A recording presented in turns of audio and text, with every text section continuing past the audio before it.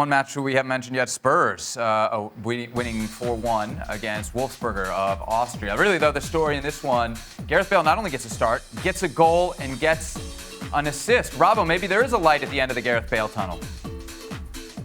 Well, he played well today, and his first assist was a good cross with his right foot, which actually gave him the chance to score the second goal. Because he hit it so early with his right foot, the next time the defender went out there to close him down, he threw himself into the tackle. Gareth Bale chopped it back onto his left foot and then smashed it across the goalkeeper. So he played quite well in that first half. He found a bit of space, he grew in confidence, and he got better as the game wore on. And that's the best I've seen him play in a Spurs shirt, because in some of the other games he's been pretty poor and anonymous. Jules, we buried Bale on the show last week. Were we too quick? Did he show you something today? First time since 2018, I think, that he has a goal and an assist in a European Cup game. I still think that there might be something there. Wolfsberger were really poor, I thought, and they're not to the level of a Premier League side.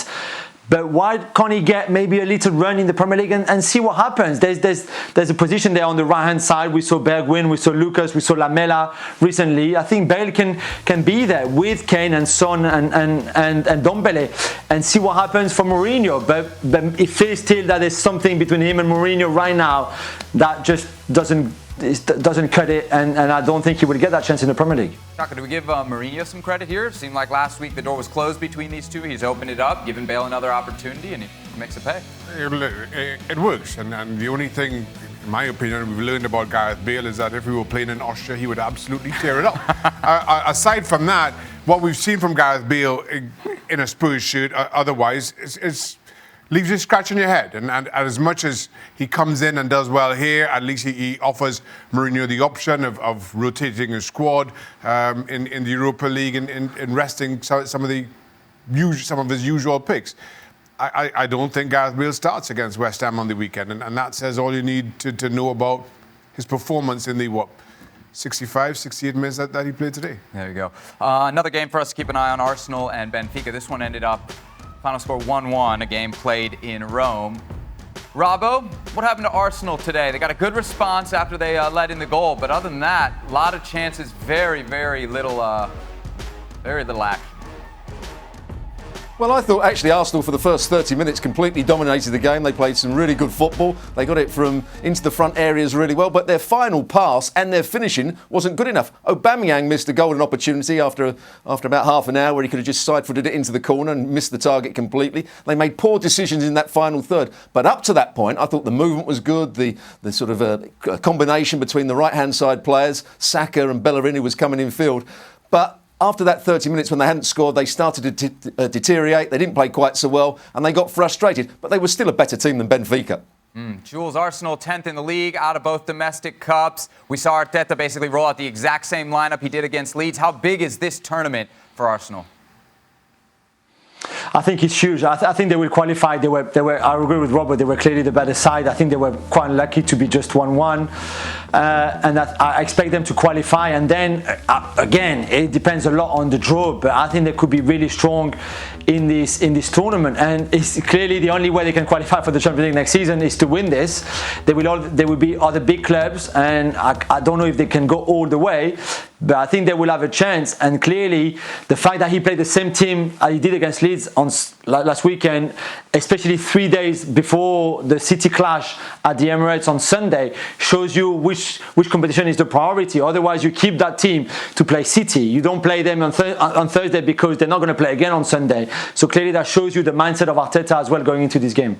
Frank, Arsenal fans were probably feeling great about Aubameyang after his performance on the weekend. He gets the hat-trick, and then today, at least 3 really clear chances, and he couldn't convert one.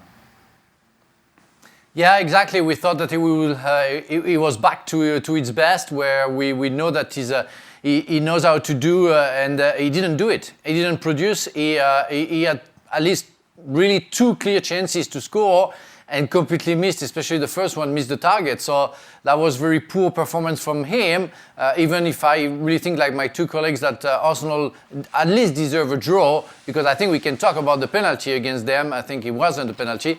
But going back to Aubameyang, I want him to be more involved into the game, and of course finish in a better score, all the goals that he can score. Robbo, what's going on with Aubameyang? Well, today I thought his movement was quite good. He kept on running in behind. He timed most of his runs quite well. He was playing right on that offside line all the time. He was threatening the back. He went out to the left-hand side. But it was his finishing, as Frank just said, that was so poor. There was one in the second half where he's through 1v1 with the goalkeeper. And it shows a lack of confidence because he could have just passed it into the corner and then he tried to turn it back across the defender. The defender got back and got a block and the chance was wasted. So Aubameyang's not playing with full confidence at the moment. I don't think he's quite at his sharpest, but I thought his movement today was quite good. 16 games Thursday in the Europa League. Here's a look at all your results. Some crazy late action. Late equalizer from Red Star Belgrade as they got the 2-2 against AC Milan. Leicester ends up in a scoreless draw with Slavia Prague. Plenty more games as well.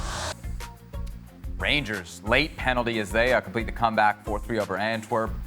Napoli falling 2-0 to Granada. Ajax, played drama there as well, 2-1 over Lille. Well, thank you very much for watching ESPN on YouTube. For more sports highlights and analysis, be sure to download the ESPN app. And for live streaming, premium content, and let's not forget as well, ESPN FC 7 days a week. Subscribe to ESPN Plus.